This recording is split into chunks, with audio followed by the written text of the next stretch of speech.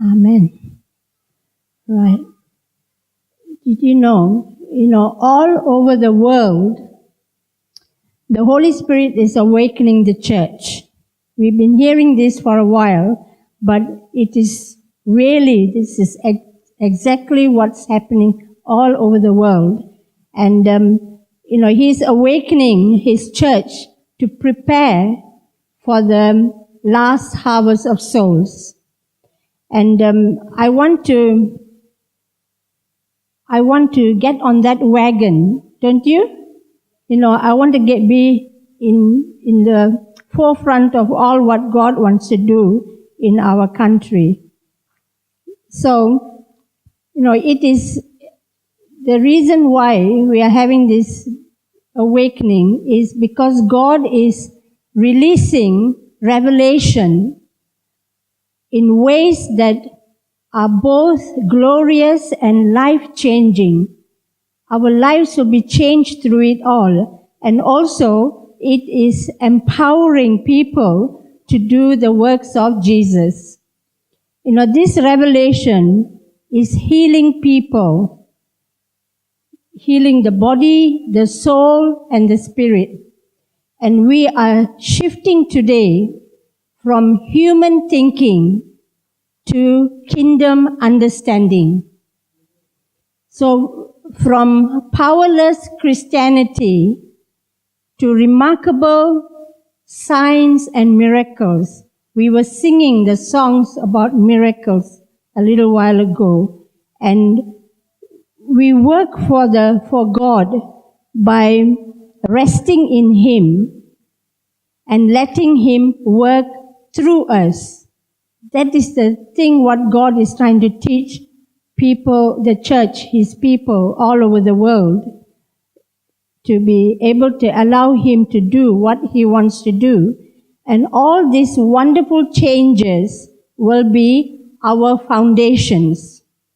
And we need to have a mind renewing revelation of His love.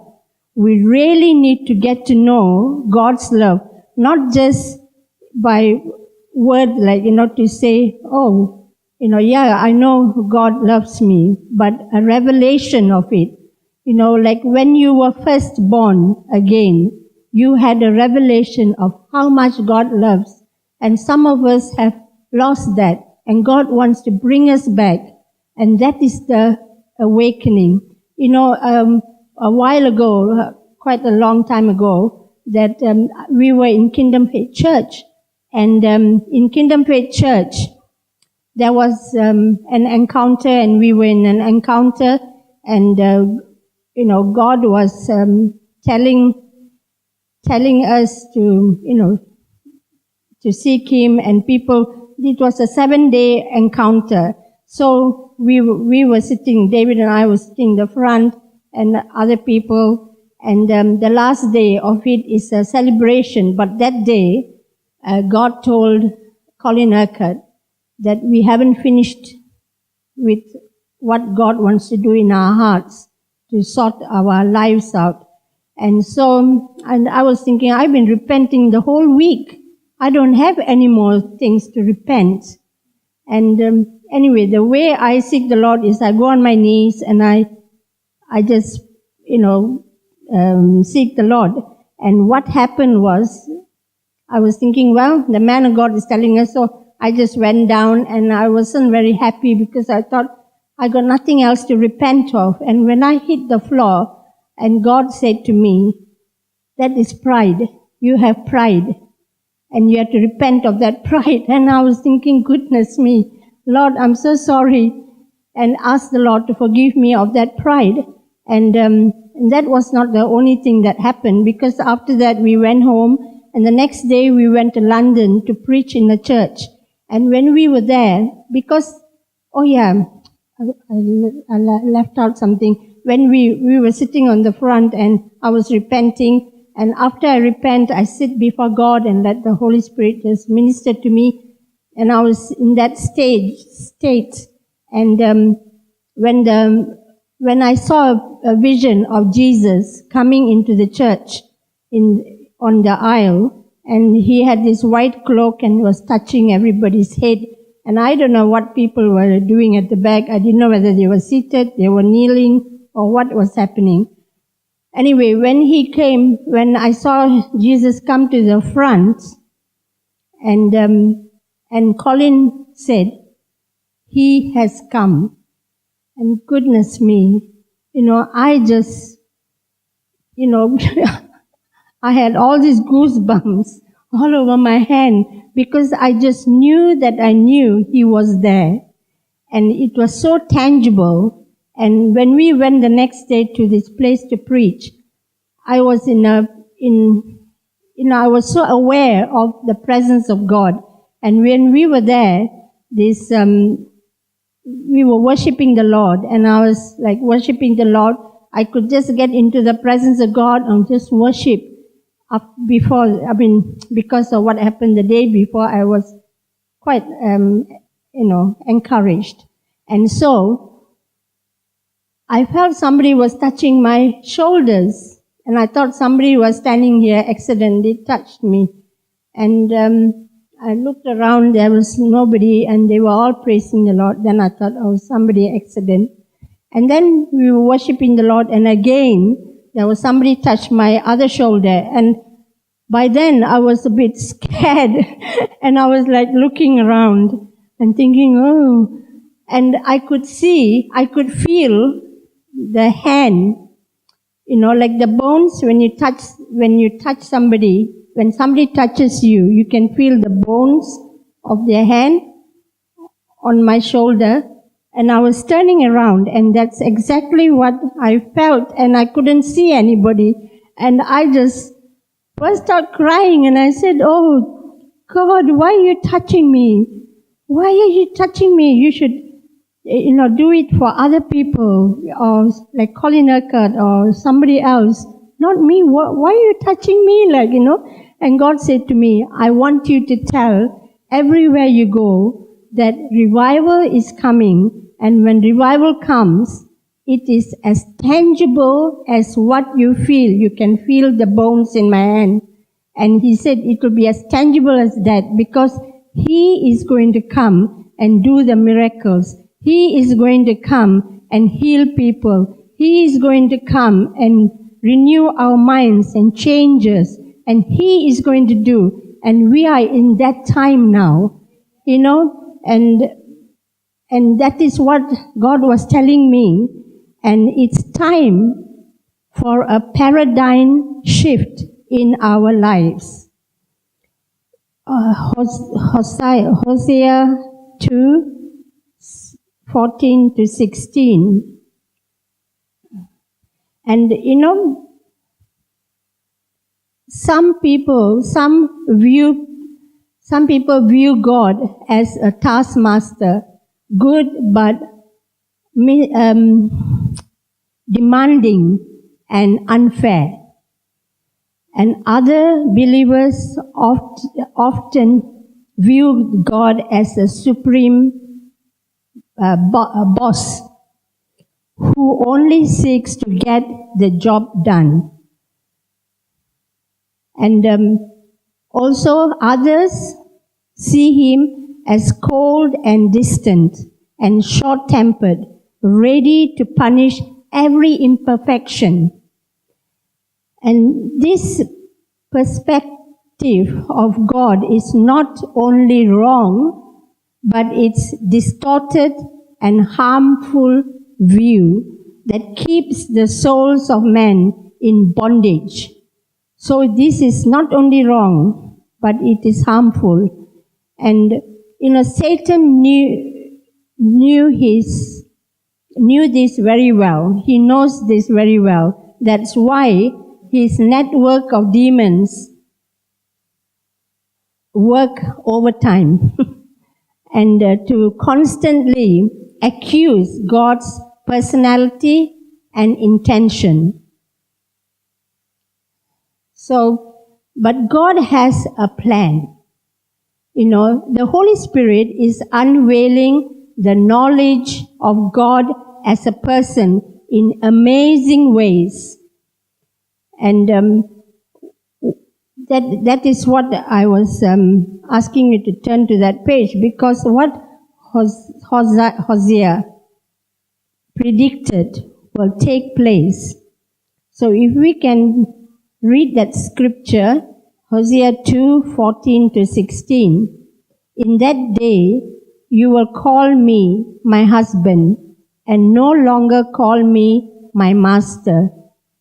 No longer will the Lord be seen as a cold taskmaster, but as a passionate and loving husband.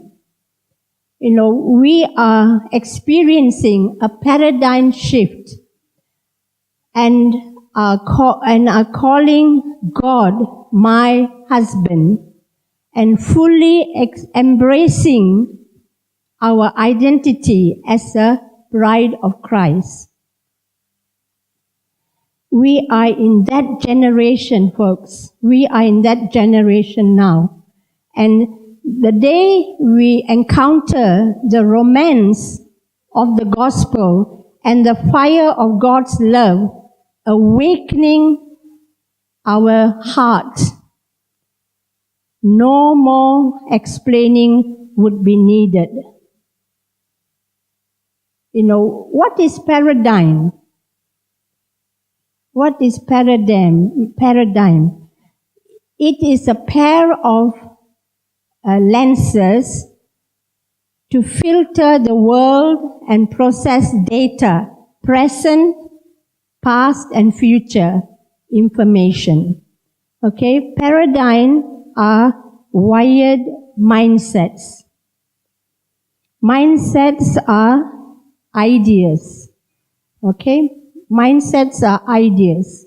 So ideas determine how you think, how you feel, and why you behave the way you do. Our paradigm of God is the most relevant thing in our lives.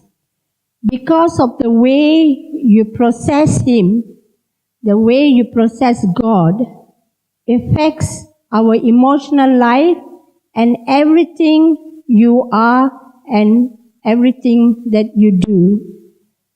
As we approach the end of the age, a paradigm shift will take place in the minds of the redeemed.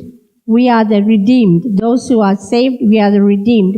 And there's going to be a shift taking place in our minds. The shift will be how we perceive the personality of God and how we imagine He perceives us with significant change.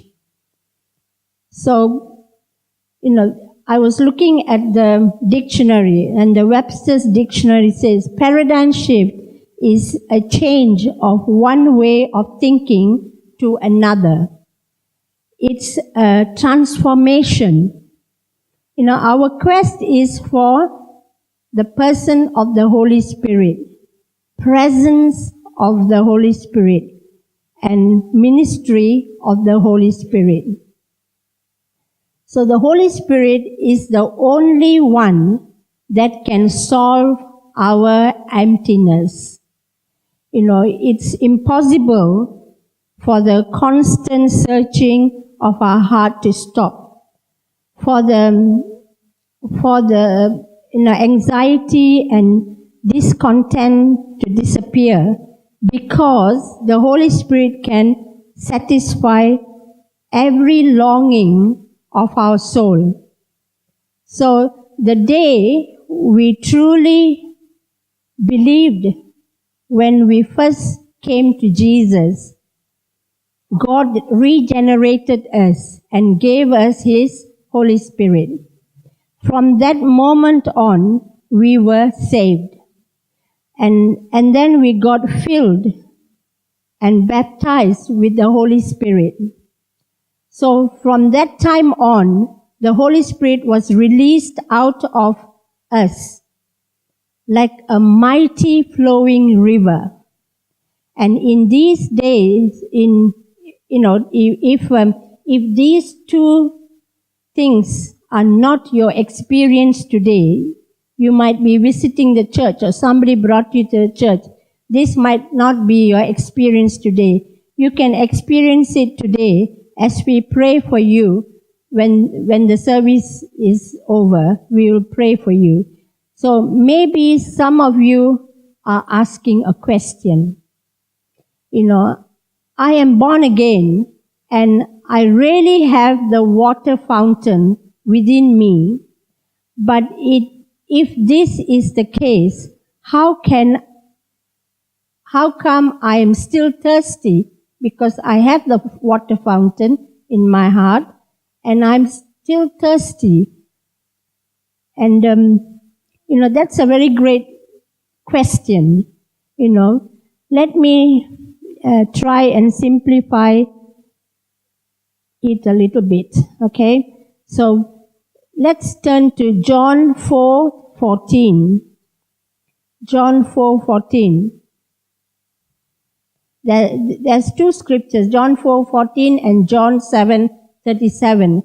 And I want to take the John 4:14. You can read the John 7:37 at home, but I want to take this scripture, John 4:14. But whoever takes a drink of water that I will give him shall never be thirsty anymore. But the water that I give him shall become a spring of water, swelling up, flowing over, bubbling continually within him unto eternity. So, how come millions of Christians worldwide, those of us who are owners of this fountain are bored, flirting with sin, drinking from broken cisterns, and feeling absolutely miserable and unhappy?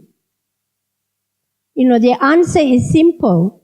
Some of us are not drinking the water from the fountain within us.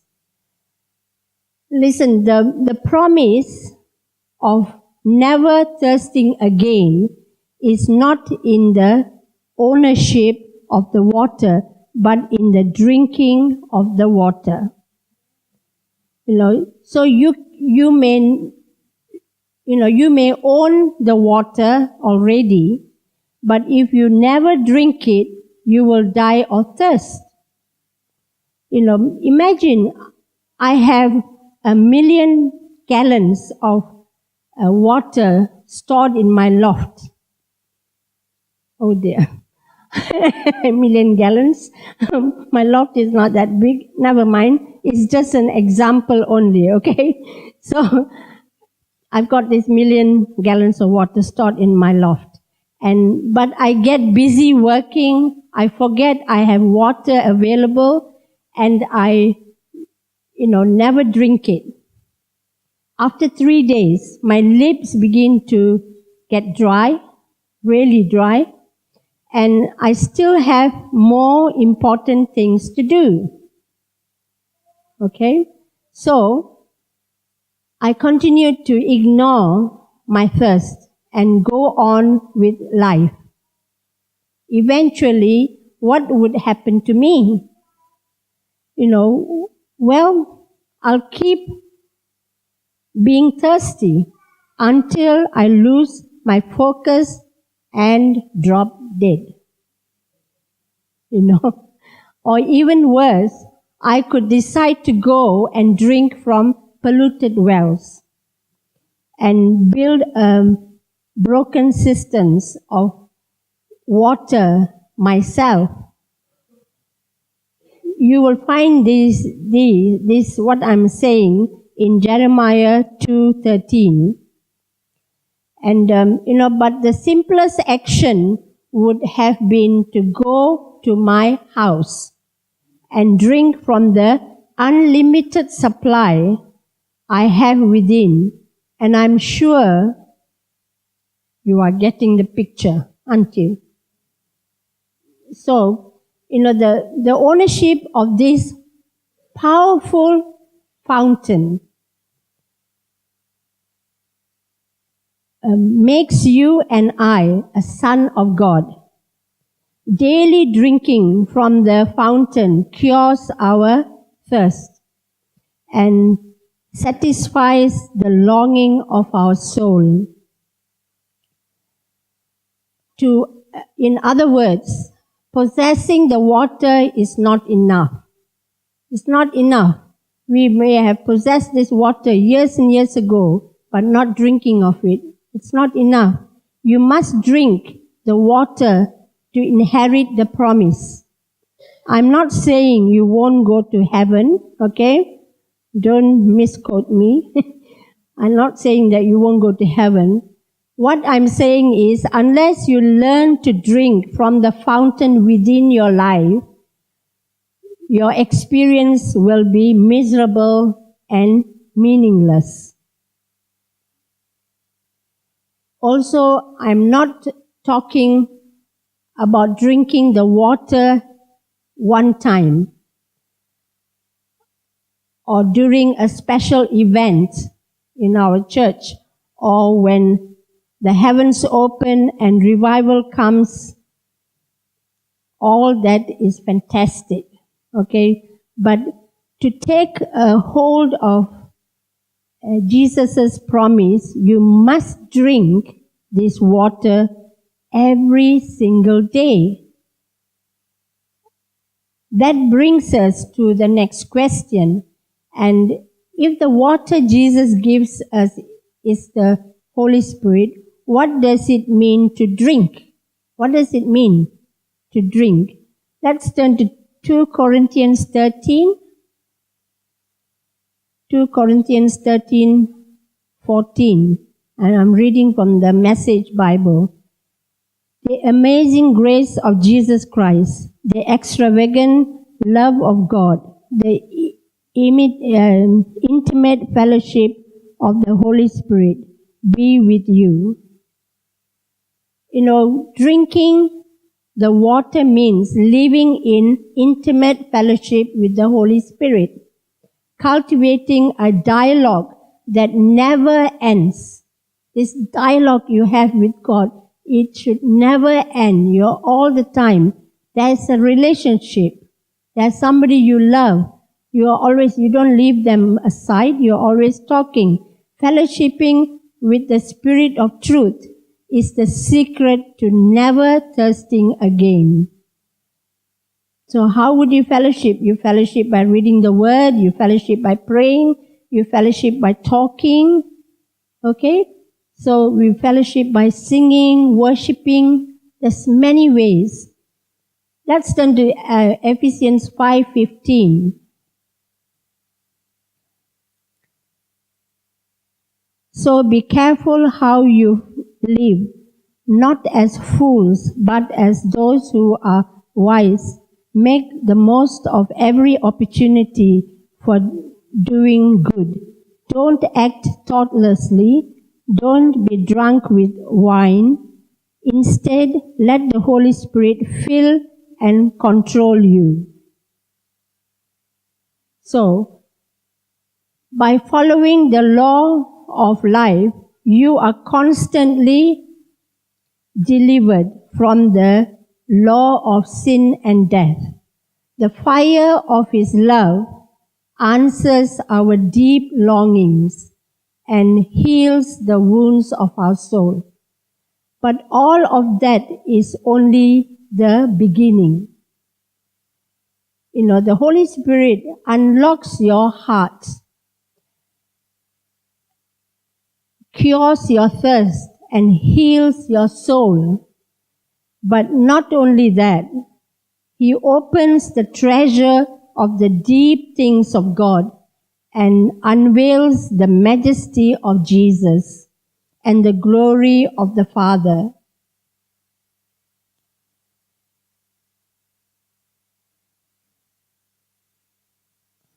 (1 Corinthians 2 1 Corinthians 2, 9 and 10. As it is written, no eye has seen, nor ear heard, nor heart of man imagined that God has prepared for those who love Him, and those things God has revealed to us through the Spirit. For the Spirit searches everything, even the depths of God. You know, what would happen if you start to develop an intimate fellowship, friendship with the Holy Spirit? What would happen? You can engage Him as a person and your best friend. You can start right now a conversation that never ends. This conversation, decide in your heart that this conversation is never going to end. I'm going to be talking to God all of the time because He is there with me all the time. Do you know that what the Father wants? Do you know what the Father wants? In John 4, verse 24, it says, true worshippers will worship the Father in spirit and truth, for the Father is seeking such to worship Him. So, when you truly engage your hearts and focus on the Lord, you will encounter Him. Certainly, really, truly, you will encounter Him. When you focus and you engage your heart with God, you will always encounter Him. And this is precisely what He wants. That's exactly what God wants. Why is the Father searching for true worshippers? Did you ever think about it? Why is the Father searching for true worshippers? You see, He wants to be encountered by you, by me. You know, why does God want to be encountered? Why is that? Why does He want to be encountered? In simple words, God longs to be encountered to reveal Himself and awaken the living flame of love within our soul. So the true lovers can testify that their hearts are ravished by encounter. Those of us who encounter God regularly will know how much we are ravished with the encounters, how much we have grown closer to God. And I have some amazing, incredible news for you this morning. You know, in Isaiah 62, verse 4, if we can turn to that, this is amazing, incredible news for you. Isaiah 64, verse 4. It says, you shall no longer be termed forsaken, but you shall be called Hephzibah, for the Lord delights in you. For the Lord delights in you. You know, your new name and your true identity is Hephzibah. It is a Hebrew word, and the power of the name is in the meaning of the name. Okay? Hephzibah means my delight is in her. So in other words, I delight in you, I enjoy you, I really like you. Okay? That's delight. And Hephzibah reveals what God thinks of you and how He sees you. It defines who you are, your spiritual status, importance, and significance. Hephzibah has nothing to do with our performance.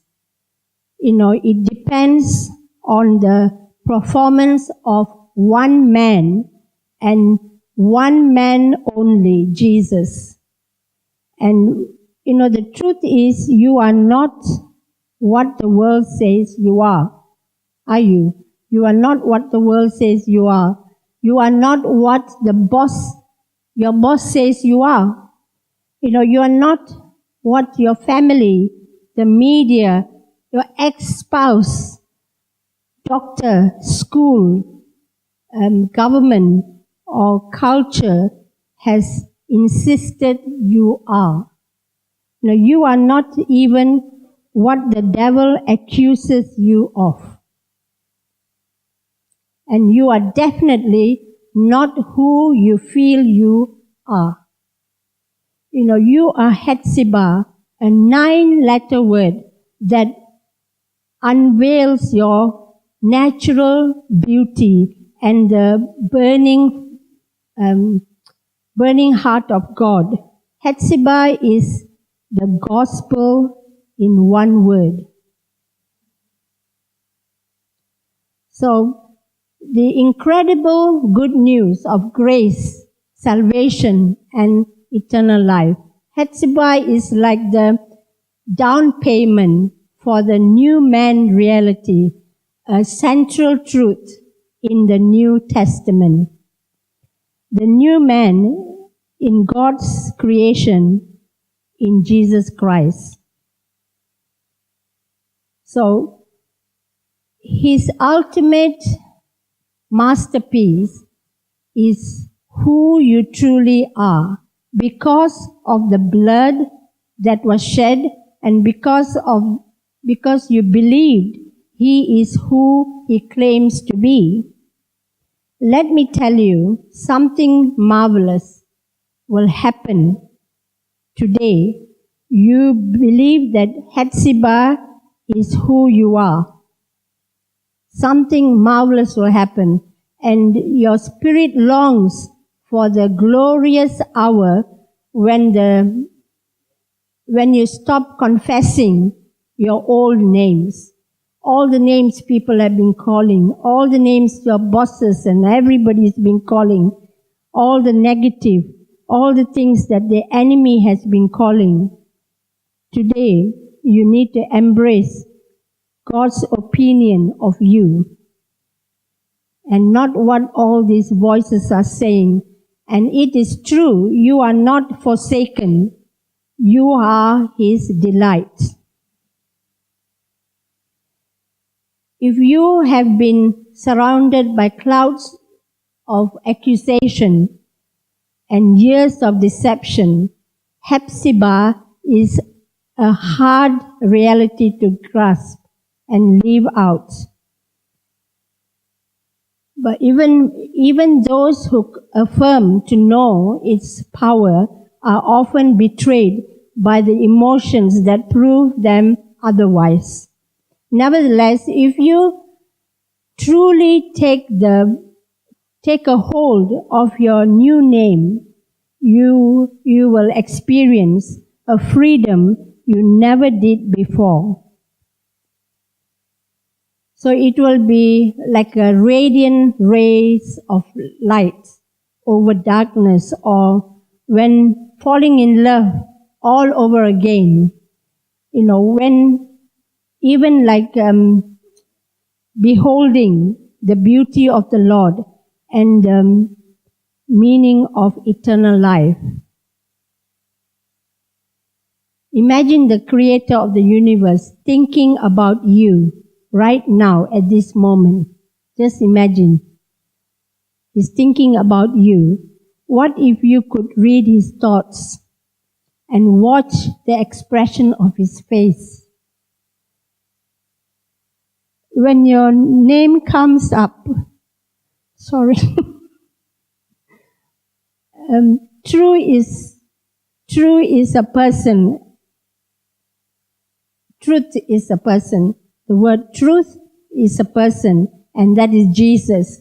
Jesus is the truth, and He made some unbelievable statements about His affection for you. What comes next is that you can be transformed. You will never be the same again. You will be transformed. So I want to, I want to proclaim and declare some things over us all. So if you can stand up.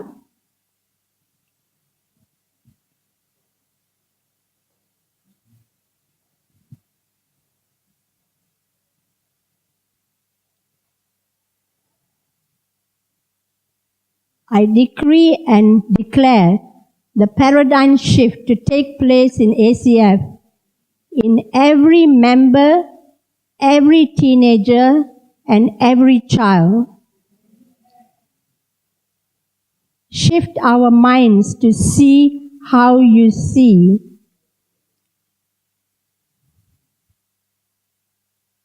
We are shifting today from human thinking to kingdom understanding.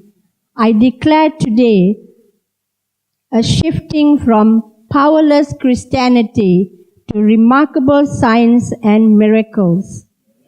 I declare that this will be our foundations.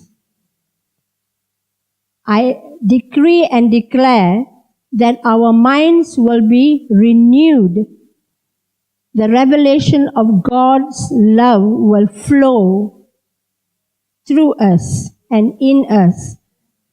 I declare our perspective of God will change as we read the Word, as we encounter Him. That I will encounter Him and receive knowledge of God in amazing ways. And let the fire of God's love awaken my heart. And Father, I want to commit myself to drink the water from the fountain that is within me continually. I want to have that intimate fellowship with the Holy Spirit. Father, I want to worship you in spirit and in truth. Thank you, Father, for your new name that you've given us, Hephzibah. It makes my heart sing to think that you delight in me. Father, today I am no longer forsaken. I am not going to listen to what the world calls me or the devil calls me. I have a new name, Hephzibah. That is the Lord delights in me.